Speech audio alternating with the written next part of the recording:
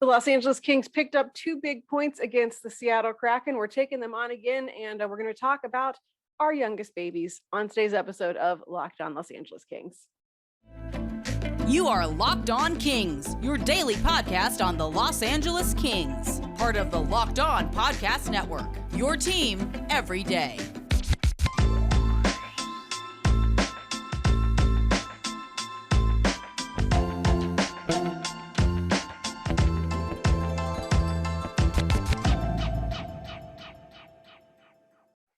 You are, of course, listening to Locked On Los Angeles Kings, the podcast about your favorite hockey team and mine, the Los Angeles Kings, and also sometimes the Ontario Reign.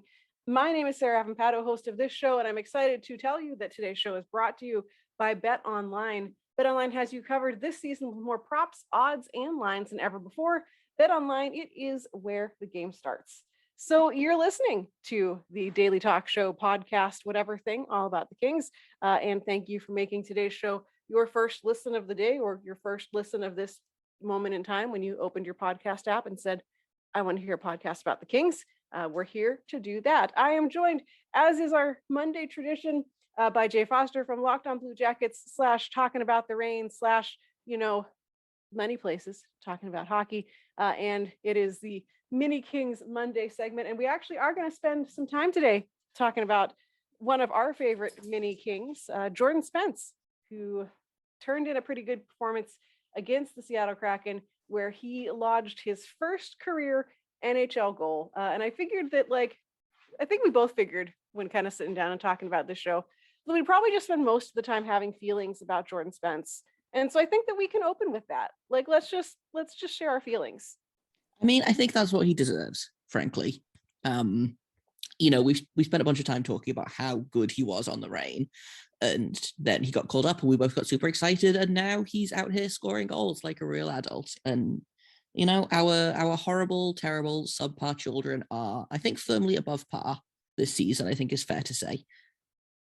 It's very exciting. He is one of the collection of young defensemen. They're all wearing their, as they put it on the broadcast, their training camp numbers, essentially. Sean Durzi, Jordan Spence, Jacob Moverari all have numbers in the 50s, which is, not normal for hockey players. Although I feel like that's a whole subject of another podcast of why do people get so wound up about what number someone picks? But regardless, he is our perfect young son, and finally has cashed in with his first goal. Everyone was super excited. He looked super excited.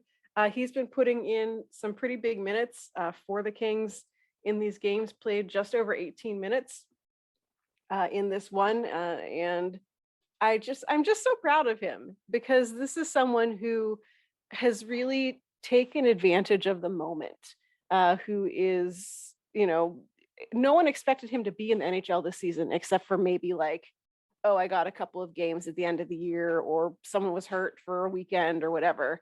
And he is making the most of this chance that he has. And I think is going to make things kind of complicated for the Kings, who now have this good young defenseman who is way ahead of schedule. Yeah, for sure. Was he sent down last week in the paper moves, or is he here for the duration?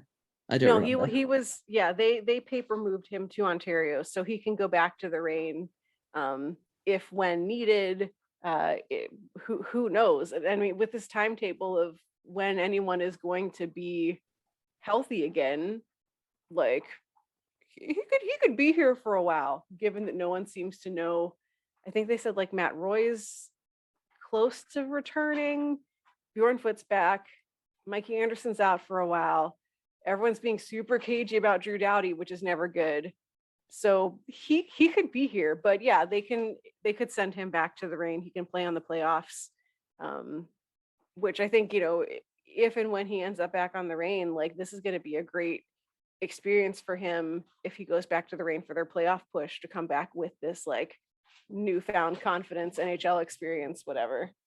Oh, for sure. But I mean, even looking at the Kings defensive lineup right now, obviously all of the big names are broken.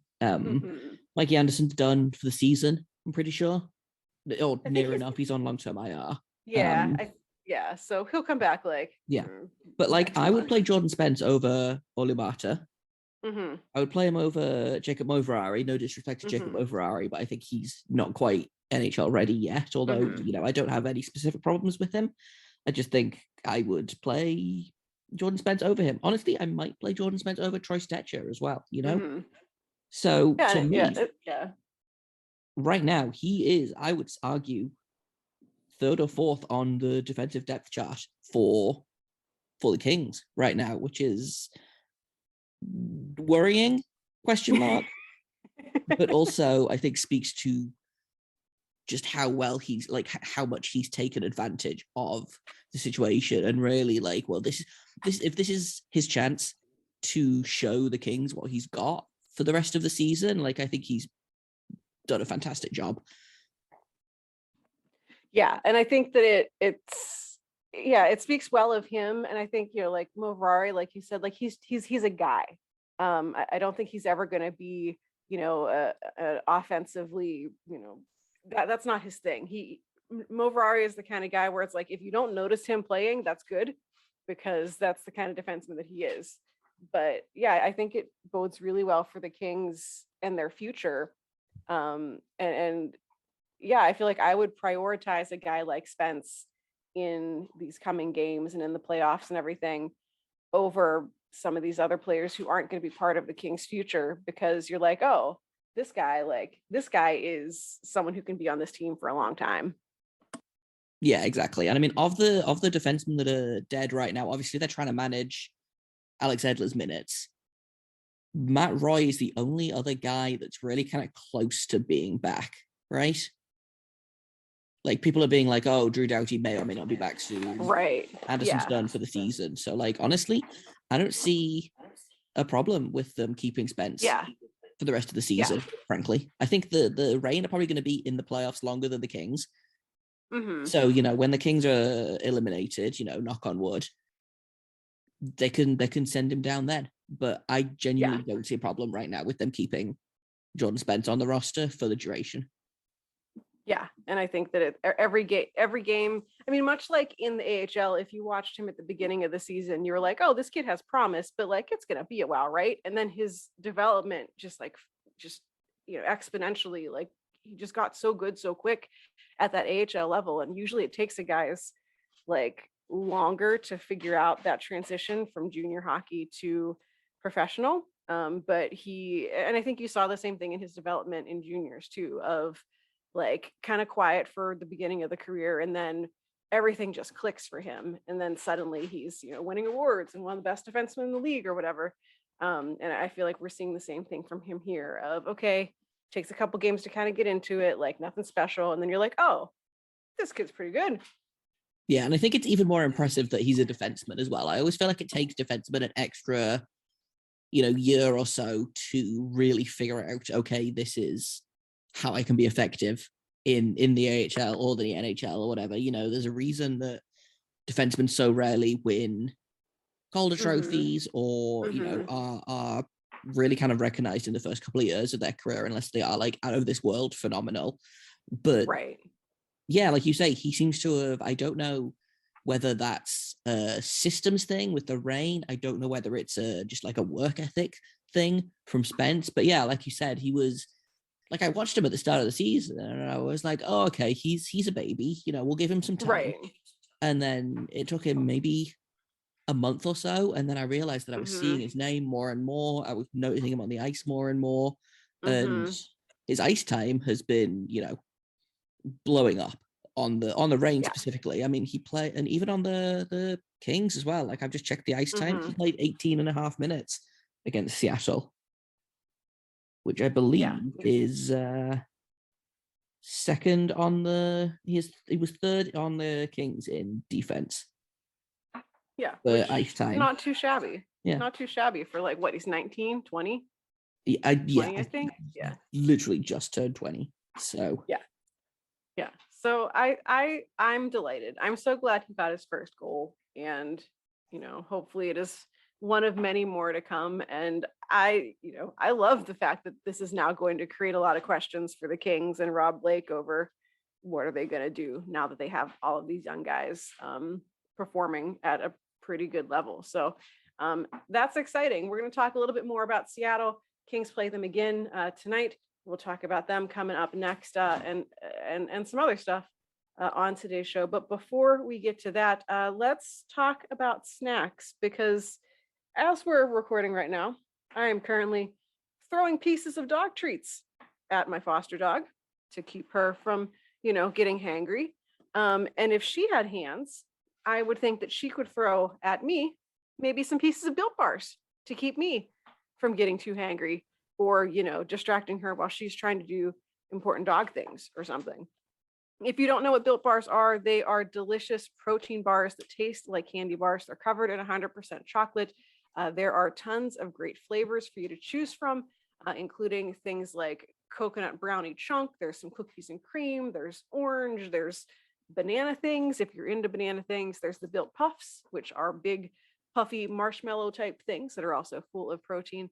So basically any type of flavor profile, let's say, you could think of, you can find at built.com. So you should go and check it out. They are healthy for you. They're low in calories, high in protein, low in carbs, and really just all around delicious. So go to built.com, check it out. And when you're there, you can use promo code LOCKED15 to get 15% off your order. That is promo code LOCKED15 for 15% off at built.com. So the Seattle Kraken are bad. That sure is a thing that happened this year. I feel like hockey people have kind of been divided in two over the Seattle Kraken, and it's people being like, wow, we had no idea they were going to be this bad. And then it's a group of people who are like, well, we told you so. What did you expect from a team put together by Ron Francis? Like, and I have to admit, I am in the smug second half of this team. Like, oh, yes. Just before the expansion draft, I was like, man, Seattle's going to Vegas it up. Like, the Pacific Division is an on-fire garbage can. Seattle could make the playoffs. And, like, I don't think it's helped that Philip Grubauer has kind of fallen off a cliff. But they just, I don't know, the team they put together is bad. And I don't think it's particularly well coached. And I think Colorado was masking a lot of the weaknesses in Philip Grubauer's game. And obviously you have to remember, before that, he played behind a very good Washington team as well. So playing behind a team like Seattle, which is not full of superstars, is probably the kindest. Like, their best player, I haven't looked at the Seattle Kraken's point scoring, but I feel like their best player is like Jordan Eberle. And I love Jordan Eberle, but I don't necessarily know that he's a guy that I would build a team around if you had the potential to take like Vladimir Tarasenko. Yes, that's what I was just gonna say. Remember how how Seattle could have actually taken Vladimir Tarasenko in the expansion draft, and they didn't. I mean, like, Vince Dunn is a perfectly like decent player, but you could have had Vladimir Tarasenko, who has shown with the Blues this year that he has not really lost a step, and he is still very good.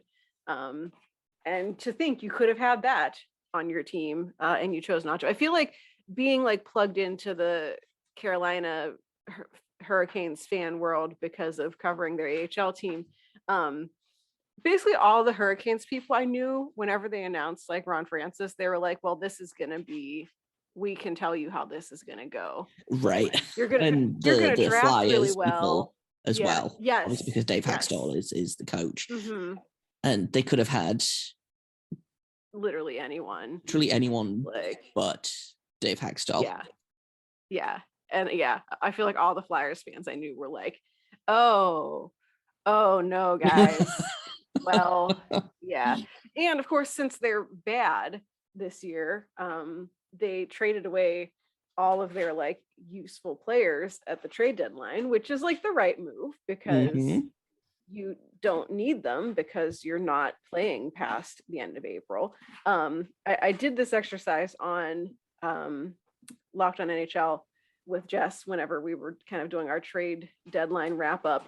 But so the trade deadline was March 21st. The Flames made their first trade March 16th. So like they got out a little bit ahead of time. so basically Seattle sent out 1, 2, 3, 4, 5, 6. They sent out 6 players from their roster and acquired 6, 7, 8, 9, 10 draft picks and a Daniel Sprong. Don't they have more draft picks than they have players under contract right now? I think over the next like 2 or 3 drafts, I want to say they have I want to say 39 draft picks.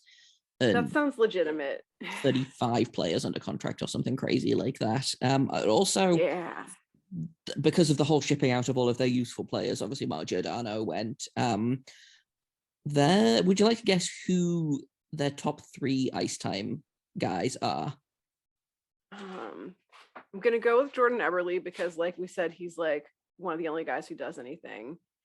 Well, we're looking at their defense. I'd assume that it's like, I mean, Jamie Alexiak is like. Jamie Alexiak is number 3 on the list of players with most ice time.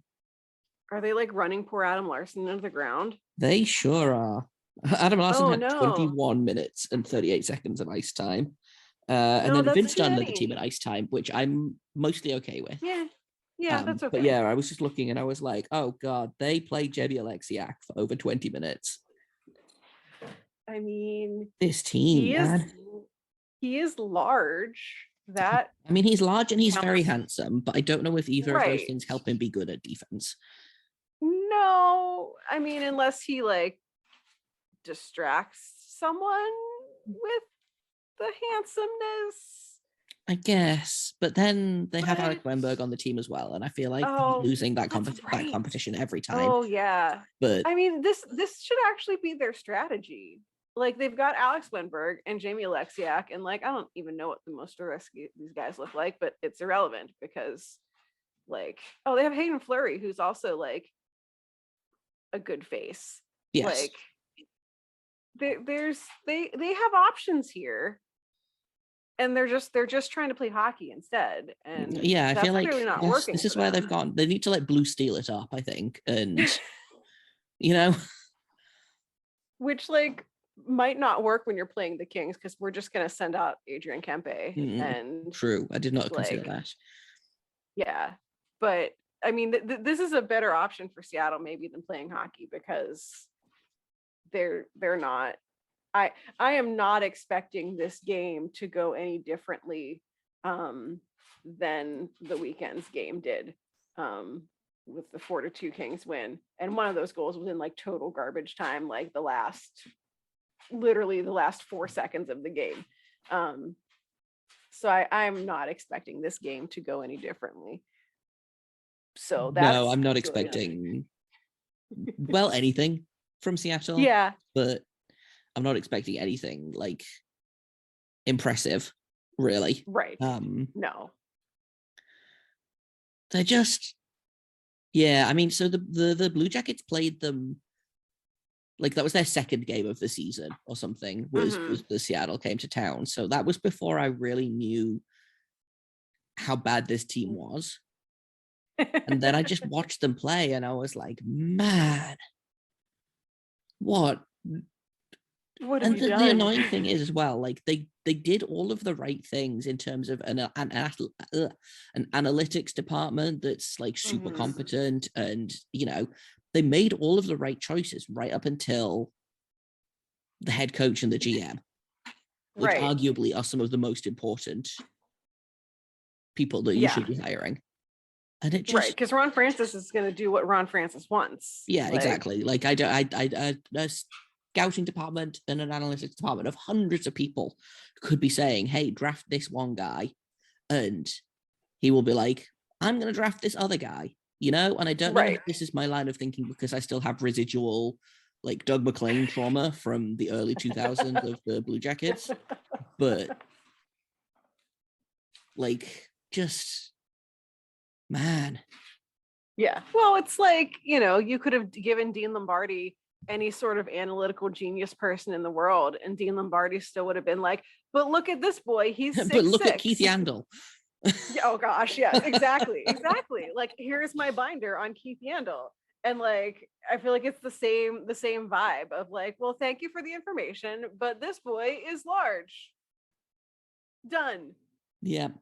It's such a frustrating thing because I know everyone hates Vegas because they got too good too fast and people resent it. And then obviously the social media presence doesn't help. And there's been a bunch of other things. And obviously now they're kind of getting screwed over by the cap, which I don't think I've had a chance to mention on this show yet, is hilarious. But like, I was fully willing for Seattle to be Vegas 2.0.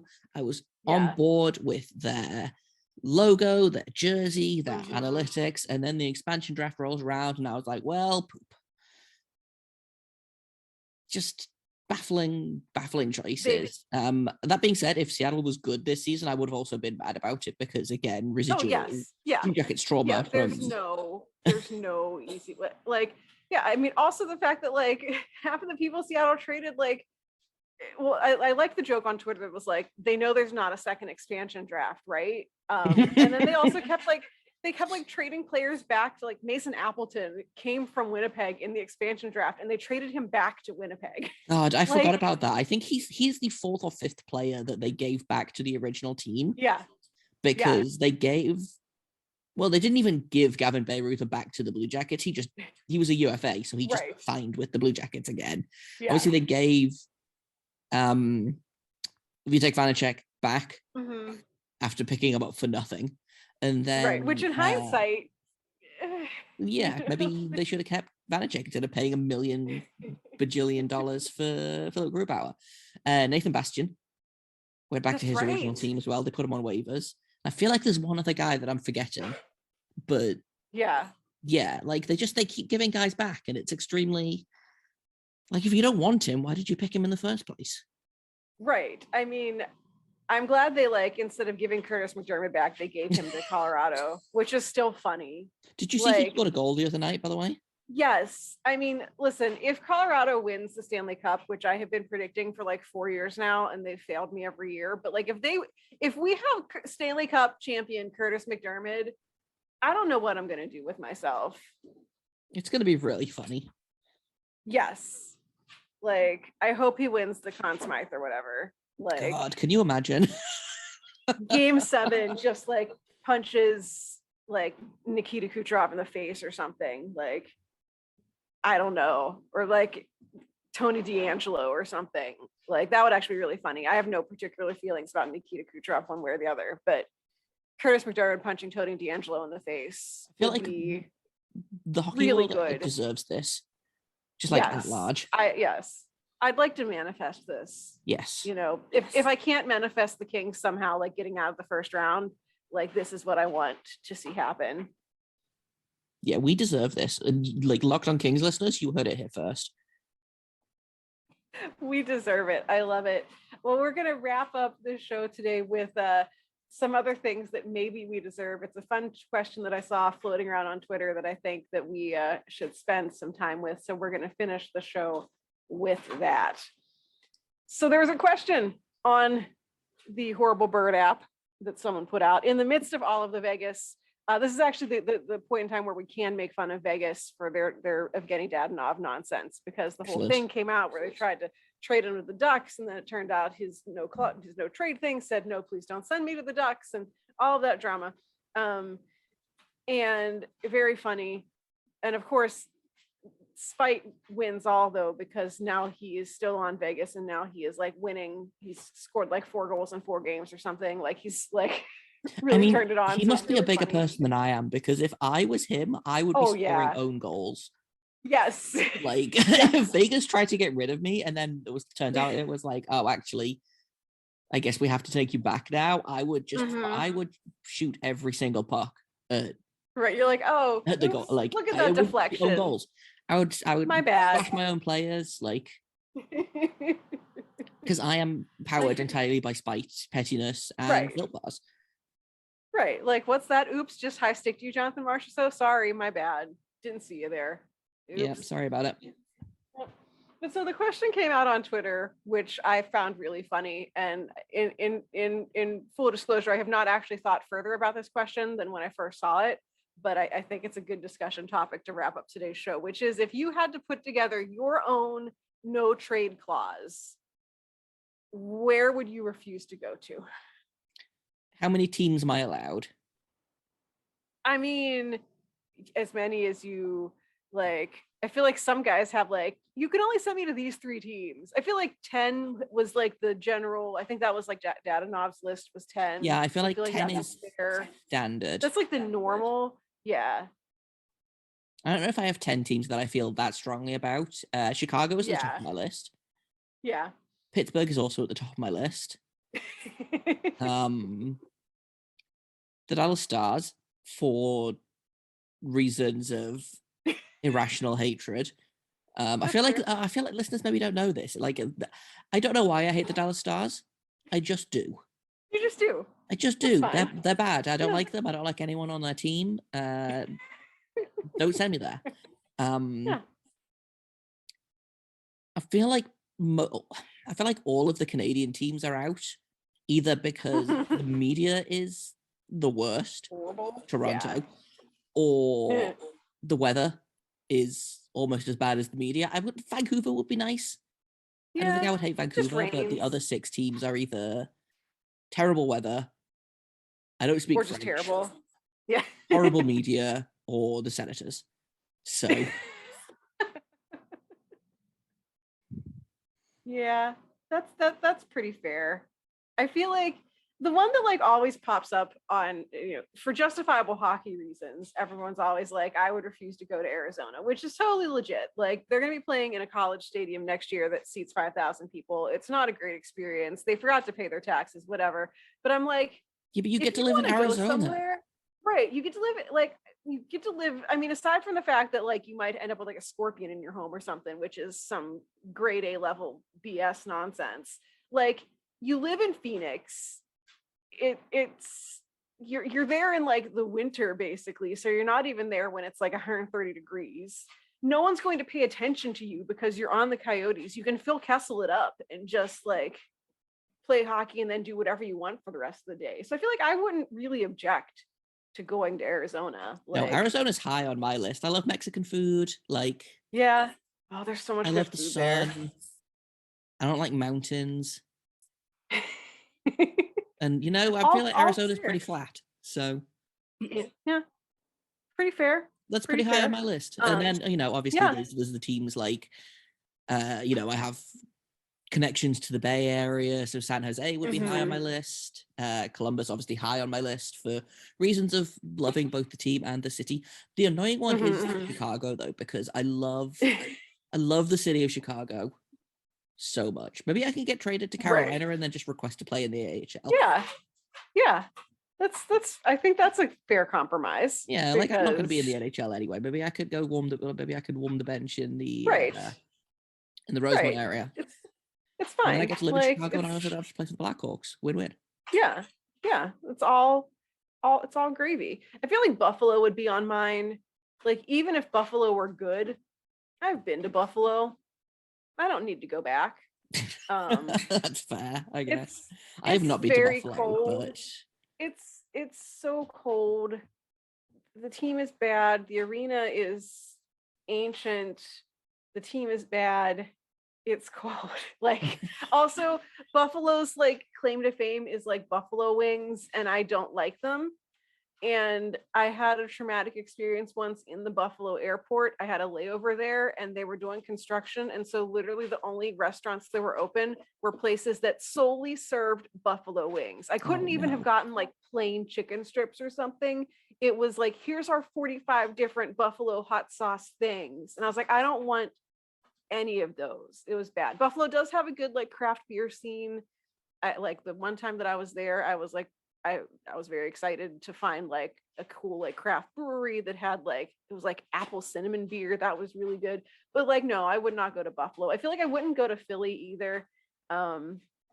Despite I don't feel like I have the right temperament to exist in Philadelphia. Yeah, no, definitely not. And like, I was listening to I'm probably going to cut this out, but I was listening to a different podcast. And one of the hosts grew up in like lived in Atlantic City for a while and kind Mhm. of grew up in the Philadelphia area. And I found out that like when the sports teams in Philadelphia win, police will like put Vaseline on the street lamp poles because otherwise Yeah. Philadelphians will People, just yeah. climb them. Yeah. They've got attitude. Yeah, I feel like, yeah, don't have the right temperament for it. Also, as someone who grew up on the other half of Pennsylvania, like the fact that I can even like think about the Flyers without like wishing them nothing but unhappiness is like big character growth for me. They just happen to have gotten a few players who I have found charming over the years, but like I wouldn't want to play there. Yeah, Canada would be out. Um, like, which is Florida a would be shame good. because yeah, Florida'd be good. Like, it's like I feel like I feel about like Toronto and Montreal the same way you feel about Chicago, only reverse of like I love the city of Toronto. Like I love Montreal. Like I've visited both of those places and I'm like, when do I get to go back? But I do not want to play for their hockey teams in this fantasy world. I no thank you. I wouldn't like I'm torn about Boston because like I'm sorry anyone listening to this show from Boston, but I just freaking hate Boston. The I just get thing about very Boston for me that I think a lot of Americans don't like about it is that it's not built in the grid system it like makes every I mean, other yeah, it American makes no city. sense. And then I just Yes, look at a map of like Newcastle, which is the yes. city where I grew up, and I'm like, you are like little babies. Boston is so Oh easy yes. to navigate. But like, It's just every the like other team on my list would have to be Arizona, not Arizona, Anaheim, because mm, I look terrible in orange. that's a fair reason. Like, I'm too yeah. white for orange. It washes me out. Which might explain why, like, because most of their players are very white Canadian boys. Like, that might also explain why everyone hates their jerseys because Yes. none of them look good in orange. No, they've all got Just witchy none of undertones. them. So when Patrick Sharp went to Dallas and looked horrible for Oh, 6 still months. traumatic. Still traumatic. Yeah. We got Yeah. way off topic No, here, but and that's that fine. again is That's my fine. fault. But I think that's an important fact for people to know. Yeah, I feel like the only other one, like looking through the list of teams that I would be like, oh, really, would be St. Louis. And I think that that's just like I've never been to the city of St. Louis, so this is totally like unfair. But it's much like the Pittsburgh-ish origin of me hates Philadelphia. Having lived in Chicago for like over 15 years, I just despise the city of St. Louis with like my whole entire being. And I don't know that I could like live there and also, they want to slice their be. bagels like lengthways instead of in half, like psychopaths. I think that should be a crime. Like, I'm That pretty should sure be a that is crime. a crime in 49 states. It's actually a crime in the rest of Missouri too, just not St. Louis. Yeah. Just this one safe haven Yes, for psychopaths one. who like to eat slices Yeah, of bagel instead of yeah, halves. yeah. And Apologies to I anyone feel listening like, to this podcast from St. Louis, but I think you might be a but, sociopath. right. And if you do, please, if you are, please explain the bagel to like, please explain St. Louis, Why? explain because I don't. Why? What is the point? Like you have the bagel to put the things on or in. Why did you slice it like that? Why did you do that? I don't know. It hurts my brain. I think to close, my final team that I'm conflicted on, and I feel like I'd eventually accept the trade to if you like twisted my arm enough about it, would be Vegas. Because like they're good. So you know you'd be getting a chance there, even if you're just sitting around doing nothing. But like we also know that they screw over their players. And I'm like, I don't know that I would want to go to a team that is going to decide 2 months from now that they're going to trade me to like Edmonton because they lost my no trade list. And then like they're just mean. Yeah, mean. and that's kind of why I don't think I would accept a trade to Vegas because of that. And I also don't think I would accept a trade to Buffalo because of how they treated Jack Eichel during his injury, and also how they treated Robin Lehner when he was going through like his initial mental health diagnoses. And they basically were like, well, good luck out there. And then he signed with the Islanders, who were great. So I think in terms of wanting to be treated like a person, I don't know that Vegas or Buffalo are the places to go. Yeah, probably not. Well, on the other hand, Vegas is a really great city. So yeah. And there's just so much happening there.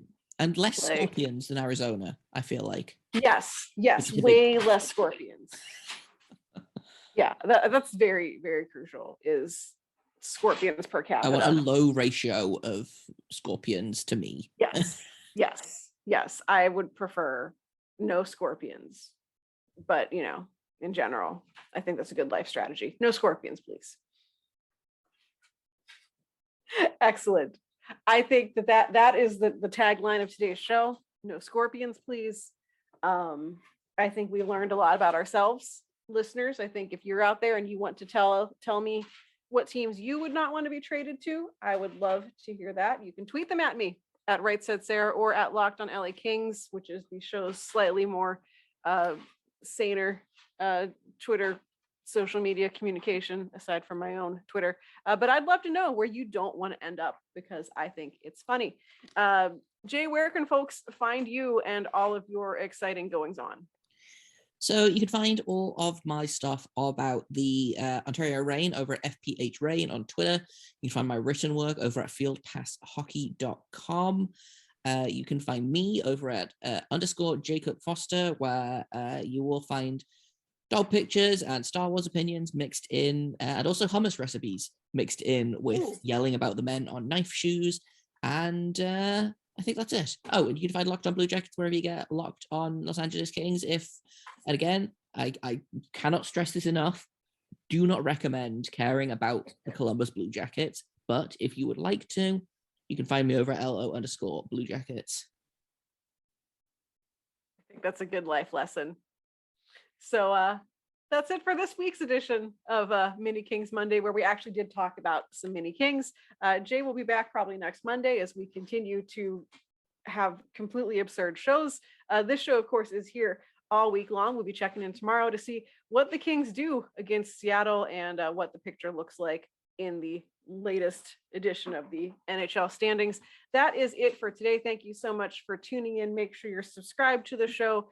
Hit the notification button so you never miss an episode, and just keep on listening as we continue our push to the playoffs here on Locked on Los Angeles Kings, part of the Locked on Podcast Network, your team every day.